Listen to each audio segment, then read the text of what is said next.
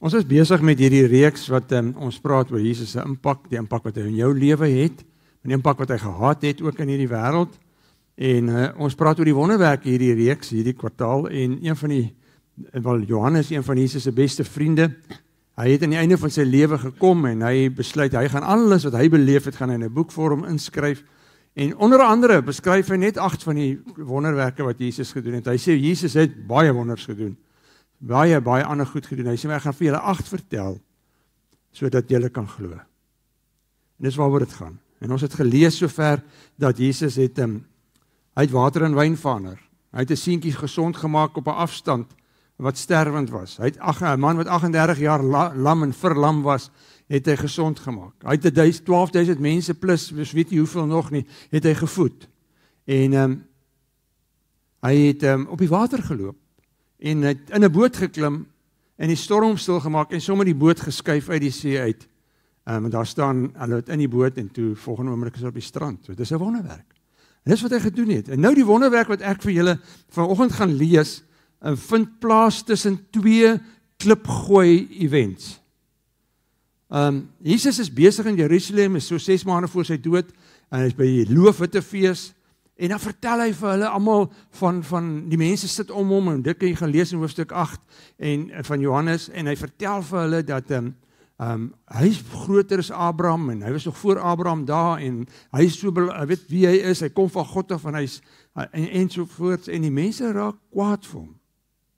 Soveel so, dat hulle klippe optel om hom te gooi, dood te gooi. En ek weet nie wat hy vir hulle gesê het nie, maar ek dink hy het gesê, whatever, ek gaan nou net hier uit. En hy het uitgestap, en toe sy nou buitekant, ons gaan nou daar weer optel. Toe hy nou klaar die wonderwerk gedoen het, toe kom hy en toe praat hy weer verder met die mense. En dit wat julle gaan lees as huiswerk in hoofstuk 9, die hele hoofstuk 9 en die hoofstuk 10 en hoofstuk 11, vertel hy die wonderlike storie van hy is die goeie herder. Hy sê vir hulle, ek het gekom vir God se skape, en die hele storie, hy sê, my is die herders, vir skape ken die herder se stem. En dan op 'n stadium, dan sê hy vir hulle, maar julle is blind, julle sien nie mooi nie, julle sien nie dat ek kom van God af nie, en julle is nie van my skape nie.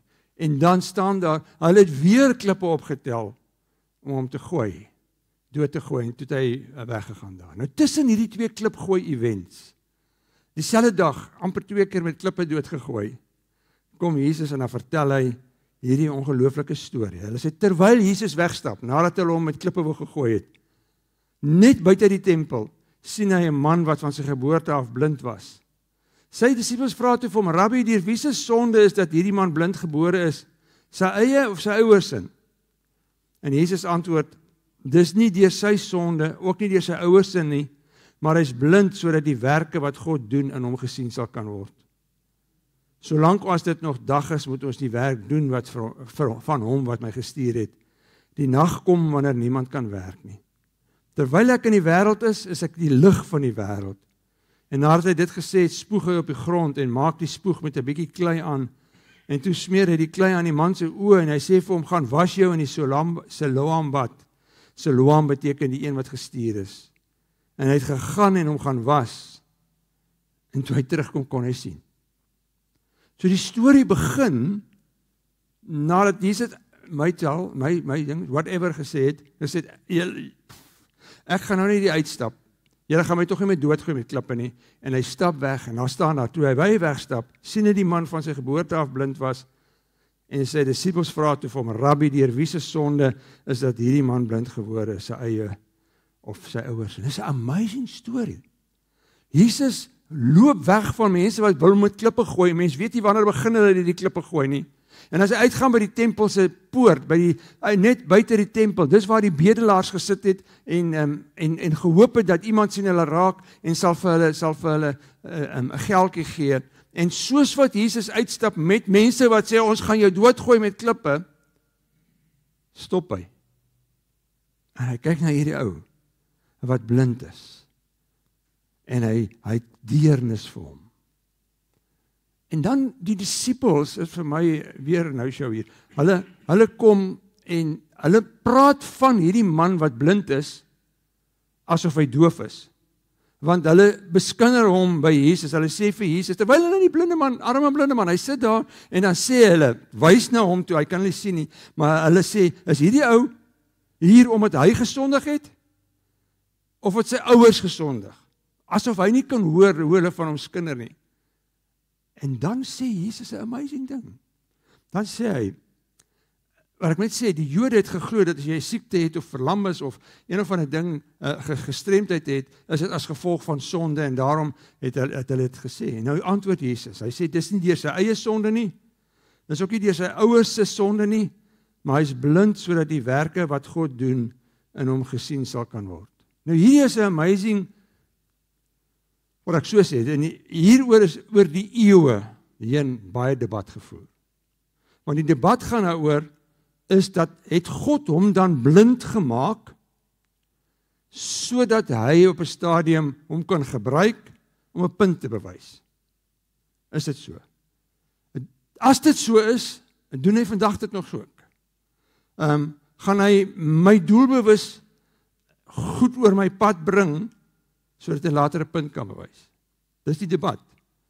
En baie van ons dink dit is so. Julle ook al, julle het ook al dalk dit gesê. Die een ding gebeur na die ander ding, alles loop vir jou verkeerd. En dan sê mense, ek wonder hoe straf die Here my so. Dis nie wie God is nie. Dis regtig nie wie God is nie.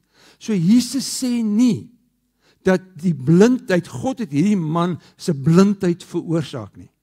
Dis nie wat daar staan nie. Daar staan nie, maar hy is blind gemaak deur God, sodat die werk het. Daar staan net, hy is blind. En die blindheid van hierdie man is dit wat in hierdie wêreld in elk geval aangaan. Want ons is in hierdie wêreld gekom, en dis die gevolg van sonde, wat Adam en Eva gedoen het, kom ons in 'n gebroke wêreld, siekte, kanker, depressie, hopeloosheid, alles wat in hierdie wêreld gebeur, as gevolg van die sonde van die wêreld. En dit is nie as gevolg van God wat sê, ek gaan jou seermaak en ek gaan jou gebruik en ek gaan dit doen aan jou nie. Die teendeel is waar. Toe God sien hierdie verlorenheid van hierdie mense en hierdie hopeloosheid van mense, stuur hy Jesus binne in hierdie wêreld van hierdie mense in. En hy kom red hulle uit hierdie gemors en sê, as julle in my glo, dan kry julle die ewige lewe en dan gaan julle uit hierdie lewe uitkom wat soveel pyn en hartseer het en dan gaan julle na my toe kom by 'n plek waar daar nooit weer dood, pyn, hartseer enigiets sal wees nie. Dis juist wat God kom doen. So wat sê hy? Wat sê hy van hierdie blinde man? Hy sê, hoor die ouens, hierdie ou is blind en weet jy wat gaan nou gebeur? Hierdie gebrokenheid van hom gaan ek nou gebruik sodat almal wat hier staan, julle klipgooiers ook, kan sien die heerlikheid, die mag van God. Dis wat hy doen. Hy's besig om vir hulle almal daar te wys. Watch nou wat gaan gebeur, asof hy dit vir hulle sê. En dan gaan hy en dan gee hy 'n inleiding van hierdie wonderwerk. Hy sê, solank as dit nog dag is, moet ons die werk doen van hom wat my gestuur het. So ek gee nie om of die mense my wil in klippe wil gooi nie. Ek gee nie om of dit 'n Sabbatdag is nie. Vandag gaan ek die werk doen, want dit is nog dag. Want die Here my gestuur het. Hy sê, wanneer die nag kom, kan niemand werk nie. Bedoelende, dan is hy nie meer daar nie. Hy sê, terwyl ek in die wêreld is, en hier is amazing ook vir ons, is ek die lig van die wêreld. So wat bedoel hy hiermee? Hy sê, weet jy wat, ek is nou hier. Ek is hier om God sigbaar te maak. Terwyl ek by julle is, en in hierdie wêreld is, gaan julle deur my God sien. En deur hierdie man, gaan julle nou weet wie is God. Hy sê, ek is die lig wat vir mense vir ons vandag hoop bring. Dus ek is die lig in jou lewe. As die duisternis jou wil oorval van hopeloosheid en uitsigloosheid en verlorenheid, dan weet jy, Jesus het gesê, ek is die lig van die wêreld. En hoe maak hy die klipgooiers en almal om hulle stil? Hy sê, nadat hy dit gesê het, spoeg hy op die grond en maak met die spoeg 'n bietjie klei aan. Toe smeer hy die klei aan iemand se oë en sê vir hom, gaan was jou in die Siloam-bad. Siloam beteken die een wat gestuur is. En hy het hom gaan was. Hy het gegaan en hom gaan was. en hy het teruggekom en hy kon sien. Ons lees hierdie storie en ons ken die storie. Maar wat mis ons as ons net lees? Ons mis die amazing vertoon van die krag van Jesus. Johannes beskryf hom, in sy eerste hoofstuk sê hy, hierdie man was die woord, en die woord was by God, en die woord was self God, en alles is deur hom geskep. Jesus is besig om te skep. Hy skep vir 'n man wat nie oë het nie, nuwe oë. Op daai oomblik, dis 'n wonderwerk, nie net 'n wonderwerkie, dis 'n vertoon van skepingsmag, dat hy uit niks uit, by bietjie klei en water, 'n man se oog kan regmaak dat hy weer kan sien. Dis nog nooit gehoor in die lewe, in die geskiedenis daarvan nie. Niemand nie. Jy kan verder gaan lees, hulle sê nog nooit in die geskiedenis het ons iemand gesien wat kan blind is en sien nie. Maar Jesus kom en hy maak nie die blinde oë gesond nie. Hy haal dit uit, sit nuwe oë in. Hy herskep dit. En dis wie hy is. Hy's 'n herskeppende God. Dis nie die modder wat hom gesond gemaak het of Jesus se spoeg nie. Dis nie die water van die bad nie. Dis nie medies wat hy gesond geword het skielik nie. Dit was net dit. Jesus vertoon aan ons en aan hulle. God het my die mag gegee om te skep en te herskep. En ek het vir julle gesê, Johannes sê, ek sê vir julle hierdie goed, sodat julle kan glo. Hy sê, hierdie wondertekens is beskrywe, sodat julle, ons, kan glo, dat Jesus die Christus is, die Seun van God, en sodat julle deur te glo in sy naam lewe kan hê. Dis hoekom ons hierdie storie lees. Sodat nie net om te sê, wow, dis 'n wonderlike storie, die blinde ou het gesien nie. Hy skryf dit sodat as jy dit vanoggend hoor, dat jy sal sê, ja, ek glo. En ek wil dit hê. Ek wil daai lewe ook hê. So nou gaan die storie verder. Ek gaan nie dit alles lees nie. Nou kom hierdie man en hy het nou gesond geword. En die mense om hom is verwonderd en die bure kyk na hom en almal is rondom hom. En dan dink hulle wie hy is doof. Maar nou praat hulle van hom voor hom. Een ou sê, man, dis nie hy nie man. Ander ou sê nee, ek dink is hy. Hy sê vir hulle self, hey, dis ek. Dis ek. Julle praat van my. Hierdie ou wat blind was, dis ek. Dis nie ander ou nie. En dan is die mense sê, nee, jy moet nou die geestelike leiers vat. Na die geestelike leiers toe gaan en hulle gryp hom en sê, nou gaan julle na die skrifgeleerdes en die fariseërs en ek wil hoor wat sê hulle hiervan. En daar staan 'n lang argument, julle moet dit gaan lees, maar 'n lang argument en hierdie ou word op 'n stadium soos 'n misdadiger ondervra. Wie het jou gesond gemaak? Hoe kom dit en dat? En hierdie ou staan op vir sy regte. En hy sê, ek weet nie wat julle glo nie. Hy sê, maar wat ek weet, ek was blind en nou kan ek sien. En die man wat my gesond gemaak het was Jesus. En dan sê hulle vir hom, man, ons gooi jou sommer uit die tempel uit. Ons gooi jou uit die geloof uit. Hulle verban hom in die Joodse geloof. Hulle ban hom uit. Hulle sny hom af van die geloof. Hy mag nie meer in die tempel kom nie. Arme man, hy kon nooit in die tempel in elk geval gegaan het nie. Want die blinde, gestremde mense is nooit in die tempel ingelaat nie. Want hulle het gesê, julle het gesondig, so julle mag nie in die tempel inkom nie. Nou kan hy vir die eerste keer in die lewe in die tempel ingaan en sê, nee, uit is jy, want jy kan sien nou. Dit is soos hulle is. En hy het gegooi, daar gaan hy. En dan gebeur daar 'n amazing ding.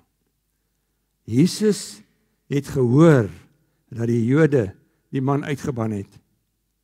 En toe hy hom kry, vra hy vir hom, glo jy in die Seun van die mens?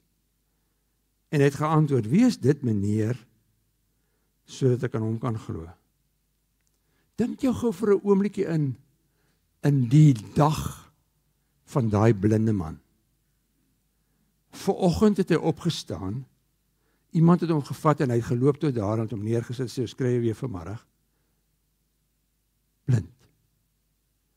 Nou sien hy nie net nie, hy sien iemand voor hom staan, wat vir hom sê, ek is die seun van die mens. En die titel, die seun van die mens, is 'n titel wat uit die Ou Testament uitkom, waar daar gesê is dat die seun van die mens sal kom en hulle is die Messias vir wie hulle verwag het. En hopelik het hierdie ou geweet dat die ou wat nou voor hom staan is die seun van die mens. En dis wat hy sien. En dan sê Jesus vir hom by vers 37. Jesus het hom gesê, hy vra wie is hy sodat ek kan glo. Jesus sê vir hom, jy sien hom. Die woord sien is my so mooi daar. Dis hy wat met jou praat. En die man sê toe, glo Here. En hy het hom aanbid. Met daardie oë wat blind was, het iemand hom gevat, seker na die Solaambad toe, en toe sien hy, nou sien, can you imagine, toe die modder afgewas was, en hy kyk om hom rond. En vir die eerste keer sien hy mense se gesigte, en hy sien hierdie omgewing, en hy is so chaff daarmee, hy sê, wauw, ek geweet hoe mooi is die tempel nie, en hoe mooi lyk mense nie, maar dan sien hy, vir Jesus, en daar staan, jy sien hom, en dan sê hy, ek glo. Dan val hy voor hom, en hy aanbid hom. En dan sê Jesus 'n belangrike ding, vers 39. Toe sê Jesus vir hom, ek het na hierdie wêreld toe gekom,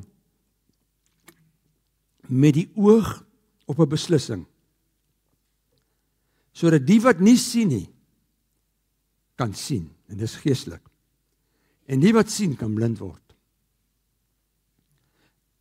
Dis wat Jesus sê. Ek het na hierdie plek toe gekom, na die wêreld toe gekom, en daar's altyd 'n vurk in jou storie. Want die woord wat hier gebruik word, is 'n woord wat julle ken, die Griekse woord, krisis. Dis die Griekse woord wat gebruik word. Dis asof daar 'n krisis in hierdie wêreld gaan kom. Hy sê, this is the basis for judging. Die manier, die basis van Jesus se vertrekpunt oor hierdie wêreld is hierdie twee goed. Glo jy in die seun van die mens, die een wat deur God gestuur is, of is jy besig met jou godsdienstige bedrywigheid, of jou eie ander bedrywighede, en jy glo nie. Dis al, dis die beslissing, dis waarvoor hy staan.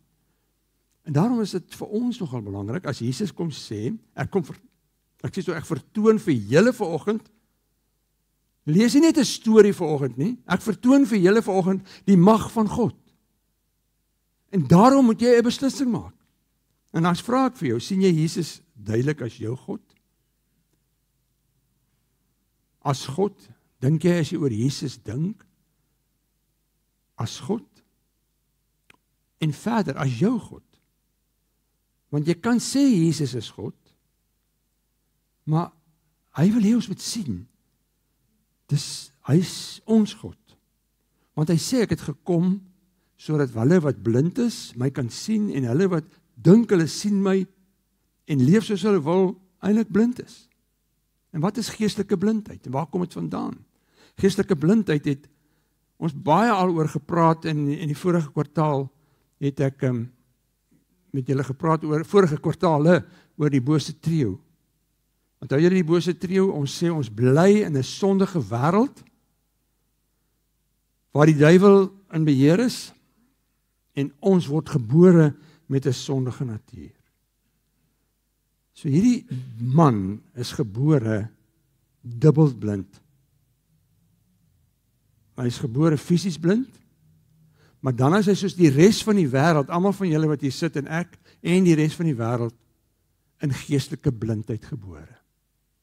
Almal van ons kom op 'n stadium, almal van ons is daar, en daarom kan jy maar gaan, ek sê vir julle, hoeveel keer al gesê, gaan kyk maar die kleinste babietjie. Nou, is daai mooi fyn babietjie, begin sy of haar eie nikke uithaal. Ja, maar ek moet nie vir my so, en hy wil net hê wat hy wil hê. Kyk maar na soos die babietjies groter word. En niemand van julle leer julle kinders sonde nie, of stoutheid nie, of doen julle dit? Gehoorsaamheid nie. Ek het getraai my kinders van gehoorsaamheid te leer, maar anyway. Dis soos ons gebore is. Mense se geborenheid is 'n geneigtheid, altyd weg van God af. En dan kom Jesus, hy sê, dis hoekom ek gekom het, so julle wat blind gebore is, kan sien. Ek weet nie of julle onthou, paar jare terug was daar, julle oueres sal nie weet nie, was daar 'n sanger in Amerika, sy naam is Ray Charles, en hy was blind. Nou iemand wat sy vriend was, sê, hy het eendag by hom gaan kuier, daar oorgeslaap, en toe hoor hy, Ray Charles is besig om in die badkamer te skeer, met 'n elektriese skeermes. En hy sê, maar ek wil net sien hoe skeer hierdie blinde ou. En hy stap in, maar die ligte is af. Hy sê vir hom, Hey, skeer jy in die donker? En die antwoord van Ray Charles is dit, ek doen alles in die donker. En dis hoe mense eintlik is sonder God. As jy nie volgens God ken nie, dan doen jy alles in die donker. Want hy is die lig van die wêreld. So hoe werk hy? Hoe gee hy ons geestelike sig? Die eerste ding wat hy doen, of die eerste ding wat nodig is, wat ons by hierdie man leer, jy het 'n ontmoeting met Jesus nodig. Geestelike sig om vir Jesus, om te sê, ek doen nie meer alles in die donker nie. Daai is nodig dat jy by 'n punt kom om vir Jesus te ontmoet. Hier binne in elkeen van ons is daar 'n lig, ek noem dit 'n void, 'n God-shaped vacuum, sê iemand, wat net gevul kan word deur God. En jy kan probeer soos wat jy wil, jy kan al daai goeders probeer indruk, maar niks gaan rarig pas nie, tot die dag wat jy by 'n punt kom en jy sê, ek het 'n ontmoeting met Jesus, ek aanvaar Jesus as my verlosser, ek glo in hom, ek wil regtig hom volg. Daai oomblik is die void vervul, en ek het weer gisterand 'n getuienis geluister van 'n vrou wat gesê het, toe ek vir Jesus ontmoet het, sy was 'n sanger gewees, sy is nog steeds een, het in 'n oogwink my hele lewe verander, want die void is vervul. En as jy nooit by daai punt gekom het, gaan jy nie sien nie. Jy kan nie godsdienstig wees en sien nie. Daar moet 'n ontmoeting wees met Jesus. En na die ontmoeting, nadat jy by die punt gekom het, sê, daar's geen ander persoon wat my kan red nie. Nie Mohammed nie, nie Krishna nie, nie ateïsme nie, niks nie. Nie ek self nie. Net Jesus. Dan is die tweede ding wat gebeur wanneer jy begin sien, is wanneer jy geloof het. En dis wat ek by hierdie man hoor. Hy sien vir Jesus, hy sê, jy sien hom. En dan sê hy, ek glo Here. So die punt waar ons moet uitkom, is om nie net van Jesus te weet nie, maar om te glo. Nie net in hom te glo nie, maar om te glo. Hoor wat sê Paulus op 'n stadium, Romeine 10, hy sê, as jy met jou mond bely, dat Jesus die Here is, en met jou hart glo dat God hom uit die dood uit opgewek is, dis die eenvoudige ding, sal jy gered word. Die Bybel kan nie jok nie. Hy sê, as jy met jou mond bely, sê Jesus is die Here, en met jou hart glo dat God hom uit die dood uit opgewek het, is jy gered. Met die hart glo ons, en ons word vrygespreek. En met die mond bely ons, en ons word gered. Die derde ding wat nodig is, as aansluiting by hierdie versie is, jy moet bely dat Jesus die Here is. Want daar's 'n verskil om te sê, ek glo in Jesus, ja, dankie tog dat hy my verlos het, en hy's 'n goeie mens, en hy's 'n goeie voorbeeld om te volg, ek lees graag sy woorde, dis nie 'n slegte manier om te leef nie, dis alles great. Maar dan moet 'n punt kom wat jy dan verder gaan om te kan sien, is om te sê, hy is die Here, want dis wat hierdie man sê. Ek glo Here. As jy met jou mond bely dat Jesus die Here is. Dis 'n volgende punt, want dis daai punt van commitment na submission. Dis om te sê, die Here is in beheer van my lewe. Ek maak nie soos ek wil nie. Dis die Here wat ek wil gehoorsaam wees. Dis sy woord wat ek wil hê hy met my lei. Dis wanneer jy by 'n punt kom en sê, maar hoor jy, ek kan niks beweeg, niks staan bo God nie. Dis die mees belangrikste in my hele lewe, dit neem my besluite. En niemand het 'n groter invloed in jou lewe nie. Nie jou beste vriende, of die kerk, of die dominee, of wat ook al nie. Jesus moet die grootste invloed wees. Dit moet jou denke so oorneem, as jy sê, Jesus is my Here. En dan sal jy op 'n punt kom te sê, maar ek soek om sy wil te doen. Te doen wat hy wil hê ek moet doen. En dit is 'n tolorder. Want dit beteken, ek kan nie maak soos ek wil nie, ek kan nie doen wat ek kan nie sê soos ek wil nie, ek kan nie wil reageer soos ek wil nie. Ek reageer soos hy wil hê ek moet. Ek kyk wat hy wil hê ek moet kyk, ek praat wat hy wil hê ek moet praat. En partykeer maak ons natuurlik foute, en dan gaan ons na hom terug. Dis die punt van om Jesus jou Here te hê. Sy sê, Here, ek het nou droog gemaak. Maar U sê, as ek my sondes bely, U is getrou en regverdig om dit te vergewe. En dan kom het by die volgende punt wat hierdie man gedoen het. Hy aanbid Jesus. Om Jesus te aanbid, is om nie Jesus disrespekvol te hanteer nie. Want ons dink ons hanteer hom met respek, maar partykeer tree ons net so op asof Jesus net so op die kant is.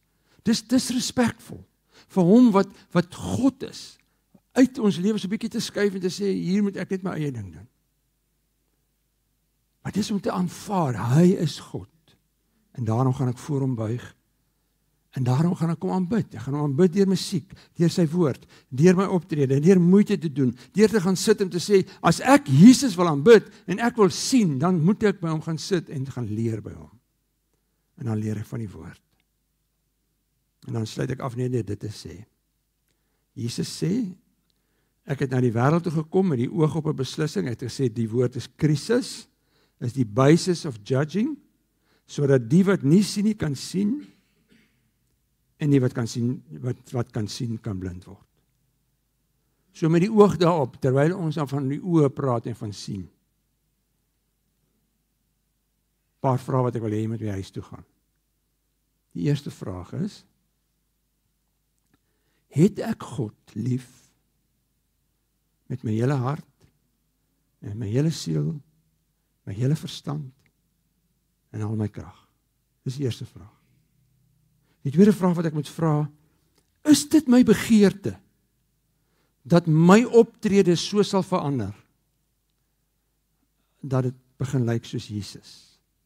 Dat mense om my kan sien, maar wow, jy hanteer goed heeltemal anders. Daar's 'n transformasie plaasgevind. Die volgende vraag wat jy moet vir jouself vra, laat ek toe, dat die Heilige Gees my leer in die waarheid, deur sy woord, en is dit my begeerte, om gehoorsaam te wees aan God? Dis hoe ons gaan sien. En dan is die besigheid van God. Die besigheid van God is deur sy kerk, deur wat hy in hierdie wêreld doen, is dit vir my ook belangrik. As hy sê, ek kom soek en red die wat verlore is, en ek kyk na die mense om ons wat verlore is, om te sê, is hulle skuld. Terwyl Jesus kom sê, ek soek hulle. Hy sê, ek is die lig vir hulle, en julle is die lig van die wêreld. So Jesus het gekom, sodat ek en jy kan sien. Hom kan sien. So ek vra maar net, sien jy hom? En dis waarmee jy met huis toe gaan. Kom ek bid. Ja, hoe kan ons anders as ons hierdie gedeelte lees, net om u te sien nie? What an amazing God. Ek gee so om vir die mense, hulle wil u met klippe gooi, u worry nie daaroor nie. Sê, klippe gaan net by my afbons, want ek wil hierdie ou gesond maak. En dan gee u vir ons 'n ongelooflike les as ons daar verder gaan lees. Maar hierdie man wat daai dag 2 keer kon sien.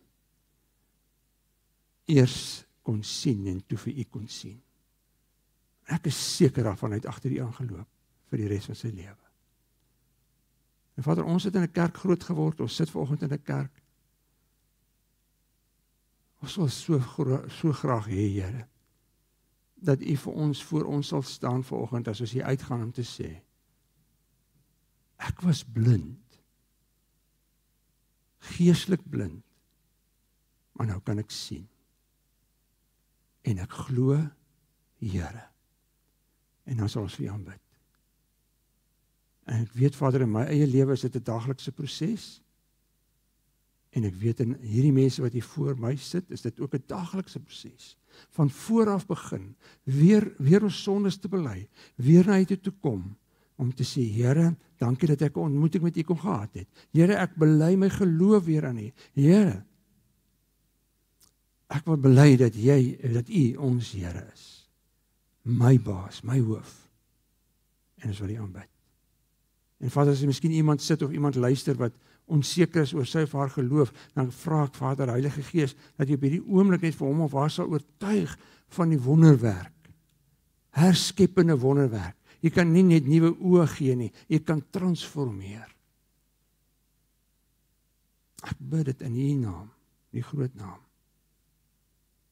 van Jesus. Amen.